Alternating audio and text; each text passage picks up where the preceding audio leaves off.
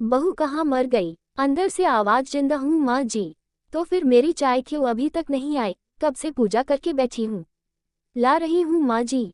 बहू चाय के साथ भजिया भी ले आई। सास ने कहा तेल का खिलाकर क्या मरोगी। बहू ने कहा ठीक है माँ जी ले जाती हूँ। सास ने कहा रहने दे, अब बना दिया है तो खा लेती हूँ। सास ने भजिया उठाए और कहा कितनी गंदी भजिया बनाई है तुमने। बहू माँ जी मुझे कपड़े धोने हैं, मैं जाती हूँ। बहू दरवाजे के पास छिपकर खड़ी हो गई। सास भजिया पर टूट पड़ी और पूरी भजिया खत्म कर दी। बहू मुस्कुराए और काम पर लग गई। दोपहर के खाने का वक्त हुआ। सास ने फिर आवाज लगाई कुछ खाने को मिलेगा। बहू ने आवाज नहीं दी। सास फिर चिल्लाई भूखे मारोगी क्या? बहू आई सामने खिचड़ी रख दी। सास गुस्से से ये क्या है, मुझे इसे नहीं खाना, इसे ले जाओ। बहू ने कहा आपको डॉक्टर ने दिन में खिचड़ी खाने को कहा है, खाना तो पड़ेगा ही। सास मुंह बनाते हुए हाँ तू मेरी माँ बन जा। बहू फिर मुस्कुराए और चली गई। आज इनके घर पूजा थी। बहू सुबह 4 बजे से उठ गई। पहले स्नान किया, फिर फूल लाए, माला बनाए, रसोई साफ की, पकवान और भोज बनाया। सुबह के 10 बज गए। अब सास भी उठ चुकी थी। बहू अब पंडित जी के साथ भगवान के वस्त्र तैयार कर रही थी। आज ऑफिस की छुट्टी भी थी और उनके पति भी घर पर थे। पूजा शुरू हुई। सास चिल्लाती बहू ये नहीं है, वो नहीं है। बहू दौड़ी दौड़ी आती और सब करती। अब दोपहर के 3 बज गए थे। आरती की तैयारी चल रही थी। पंडित जी ने सबको आरती के लिए बुलाया और सबके हाथों में थाली दी। जैसे ही बहू ने थाली पकड़ी, थाली हाथों से गिर पड़ी।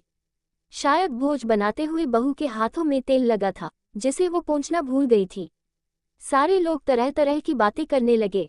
कैसी बहू है, कुछ नहीं आता, एक काम भी ठीक से नहीं कर सकती, ना जाने कैसी बहू उठा लाए। एक आरती की थाली भी संभाल नहीं सकी। उसके पति भी गुस्सा हो गए पर सास चुप रही, कुछ नहीं कहा, बस यही बोल के छोड़ दिया सीख रही है, सब सीख जाएगी धीरे धीरे। अब सबको खाना परोसा जाने लगा। बहू दौड़ दौड़ के खाना देती, फिर पानी लाती। करीब 70-80 लोग हो गए थे। इधर 2 नौकर और बहू अकेली, फिर भी वहां सारा काम बहुत ही अच्छी तरीके से करती। अब उसकी सास और कुछ आस पड़ोस के लोग खाने पर बैठे। बहू ने खाना परोसना शुरू किया। सबको खाना दे दिया गया। जैसे ही पहला निवाला सास ने खाया, तुमने नमक ठीक नहीं डाला क्या? एक काम ठीक से नहीं करती, पता नहीं मेरे बाद कैसे ये घर संभालेगी। आस पड़ोस वालों को तो जानते ही हो ना साहब, वो बस बहाना ढूंढते हैं नुक्स निकालने का। फिर वो सब शुरू हो गए, ऐसा खाना है, ऐसी बहू है, ये वो वगैरह वगैरह। दिन का खाना हो चुका था। अब बहू बर्तन साफ करने नौकरों के साथ लग गई। रात में जगराता का कार्यक्रम रखा गया था।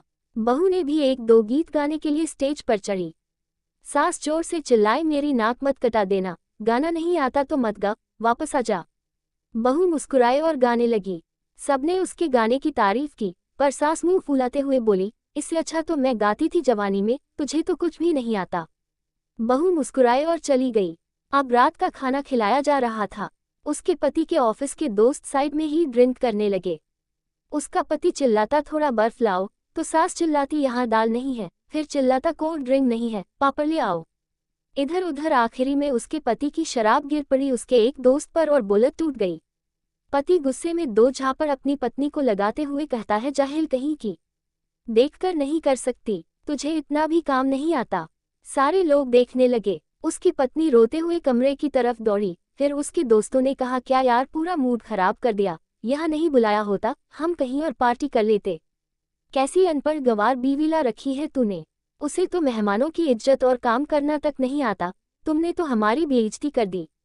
अब आस पड़ोस की औरतों को और बहाना मिल गया था। वो कहने लगी देखो क्या कर दिया तुम्हारी बहू ने, कोई काम की नहीं है।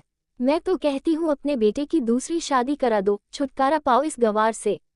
सास उठी और अपने बेटे के पास जाकर उसे थप्पड़ मारा और कहा अरे नालायक, तुमने मेरी बहू को मारा, तेरी हिम्मत कैसे हुई, तेरी टांग तोड़ दूंगी। उसके बेटे के दोस्त कुछ कहने ही वाले थे कि उसकी मां ने घूरते हुए कहा चुप, बिल्कुल चुप, यहाँ दारू पीने आए हो, जबकि पता है आज पूजा है और तुम्हें पार्टी करनी है। कैसे संस्कार दिए हैं तुम्हारे माता पिता ने, और किसने मेरी बहू को जाहिल बोला, जरा इधर आओ, चप्पल से मारूंगी अगर मेरी बहू को किसी ने शब्द भी कहा तो।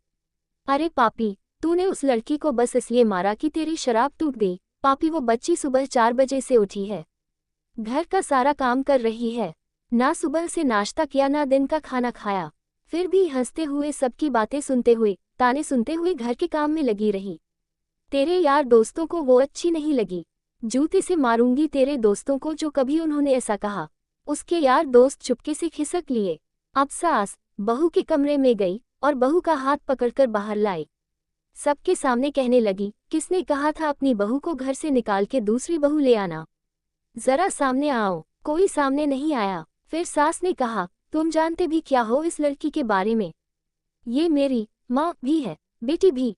माँ इसलिए मुझे गलत काम करने पर डांटती है और बेटी इसलिए कभी कभी मेरी दिल की भावनाएं समझ जाती हैं। मेरी दिन रात सेवा करती है, मेरे 1000 ताने सुनती है पर एक शब्द भी गलत नहीं कहती। ना सामने ना पीठ पीछे। और तुम कहते हो दूसरी बहू ले आऊं। याद है ना छुटकी की दादी, अपनी बहू की करतूत? सास ने गुस्से से पड़ोस की महिला को कहा, अभी पिछले हफ्ते ही तुम्हें मियाँ बीवी भूखे छोड़ घूमने चले गए थे। मेरी इसी बहू ने 7 दिनों तक तुम्हारे घर पर खाना पानी, यहाँ तक कि तुम्हारे पैर दबाने जाती थी और तुम इसे जाहिल बोलती हो। जाहिल तो तुम सब हो जो कोयले और हीरे में फर्क नहीं जानते। अगर आइंदा मेरी बहू के बारे में किसी ने एक लफ्ज भी बोला तो मुझसे बुरा कोई नहीं होगा, क्योंकि ये मेरी बहू नहीं, मेरी बेटी है। बहू अंदस को सिसकियां लेते हुए फिर कमरे में चली गई। सास ने एक प्लेट उठाए और भोजन परोसा। बहू के कमरे में खुद ले गई। सास को भोजन लाते देखा तो बहू ने कहा, अरे माँ जी आप क्या कर रही हो, मैं खुद ले लेती। सास ने प्यार से ताना मारते हुए कहा, डर मत, इसमें जहर नहीं है, मार नहीं डालूंगी तुझे। तुझे नई सास चाहिए होगी, पर मुझे अभी भी तू ही मेरे घर की बहू चाहिए।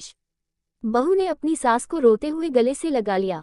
सास भी रो दी पहली बार और कहा, चल खाना खा ले। फिर मजाक करते हुए कहा, फिर मेरे पैर दबाने चले आना और ये ख्याल मन में मत लाना कि सास पैर बोलती है, किसी दिन मैं इसका गला दबा दूंगी, क्योंकि कभी मैं भी यही सोचती थी। दोनों खूब हंसने लगती हैं। कुछ रिश्ते बहुत मीठे होते हैं, बस बातें कड़वी होती हैं।